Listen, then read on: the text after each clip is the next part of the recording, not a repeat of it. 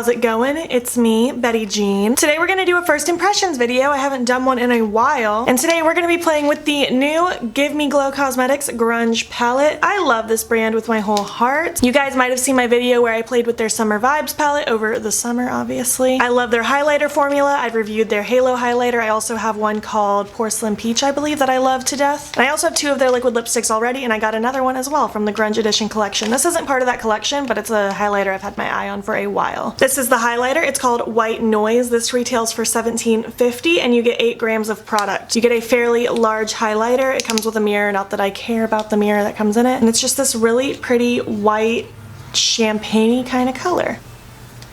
Oh, I just love their highlighters. They are so reflective. It's insane. I'm excited to put that on my face. Next, I grabbed one of the new liquid lipsticks from the Grunge collection. I think they came out with 8 of them and I grabbed one. I of course wanted all of them, but I had to just grab one. This retails for $13.25. I got the shade Rock On and you get 6.5 grams of product. I really like this liquid lip formula. It dries down totally matte and they last a really long time without breaking up on me. So this is the shade Rock On, like I just said.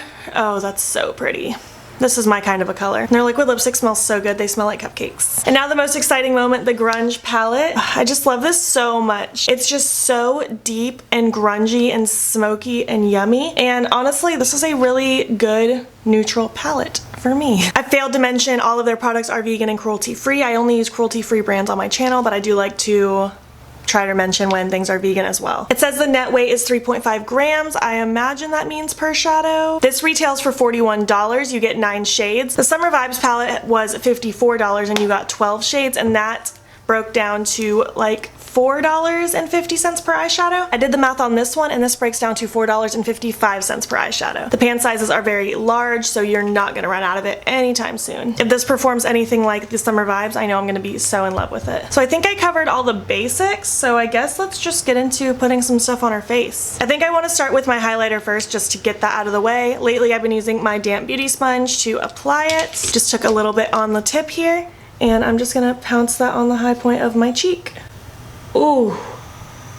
Oh yes. Aside from Flexitarian from Colourpop being my favorite highlight of all time, Give Me Glow Cosmetics for sure has my favorite highlight formula.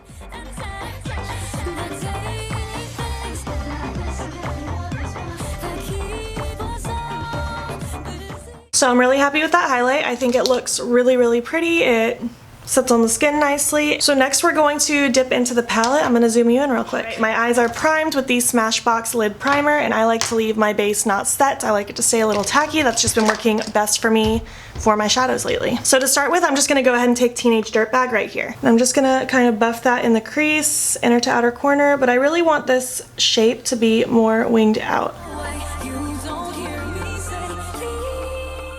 I feel like this color might actually make a really good contour color for me. I'm gonna have to try it over the next couple days and I'll update it in the description box if that worked as a good contour color. I'm gonna go ahead and take Grunge right here next, and I'm gonna use a slightly more angled brush. And starting from the lower lash line, I'm just gonna start dragging that color up and creating a wing-like shape with this shadow and just kind of carrying it through the rest of the crease and in that outer corner.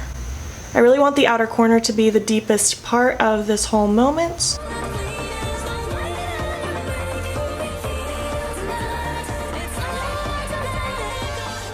That's gonna look scary for a second, but we're gonna blend it out. So we're just gonna take the brush from before, and just with a really light hand, I'm just gonna start blending this out. And I'm not worried too much about what goes on the lid area because I'm going to be doing a half cut crease, I'm pretty sure. I'm more just worried about blending out the outer edge. I'm gonna go ahead and take Punk, this purple shade now, with a smaller blending brush. And again, I really want this more so focused in the outer corner. However, I will bring it through the crease once I have less product in the brush. And I also want a fair amount of depth right here with this purple. Just because, again, it really brings that grungy nature together. And I will be blending this situation out. I want this area to be more sheer though. So I'm just kind of pouncing the depth in, and I will blend it out with another brush in a moment. And also taking it under the lower lash line. And again, I want this inner corner to be fairly deep as well.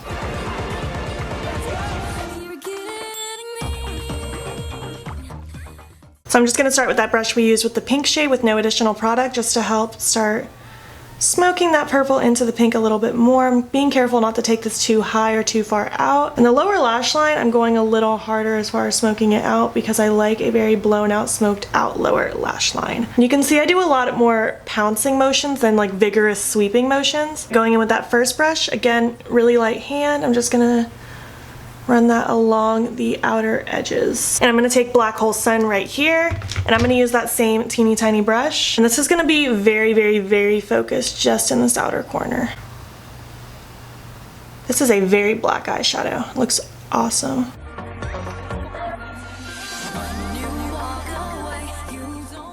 And now that I have a little bit of leftover, I will very light hand drag a little in this corner. And even lighter hand, just cascade it through. I don't know why I said cascade, that doesn't make sense. Carry it through the center of the eye. And now I'm just gonna take a little pencil brush with that same shade to smudge on the lower lash line, and I'm topping off all of that excess because I don't want there to be too much. And again, heavy focus on the inner and outer corner. And there isn't much product on this brush. I knocked a lot of it off and I didn't dip in that hard. And now going straight in with that very first brush, and again, light hand. Just gonna start buffing out the edges. And again, kind of going in tapping motions around where that deep, deep shade is, so it doesn't just smear around everywhere and muddy up.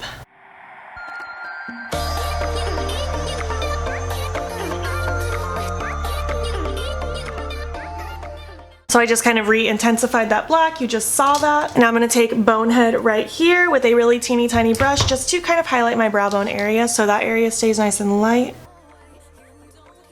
So what I'm going to do next is take my Tarte Shape Tape Concealer, and I have this flat brush from Alamar Cosmetics to create a half cut crease. I'm going to go slightly above my natural crease and stop it right about where those dark black shades kind of begin, and we'll go from there.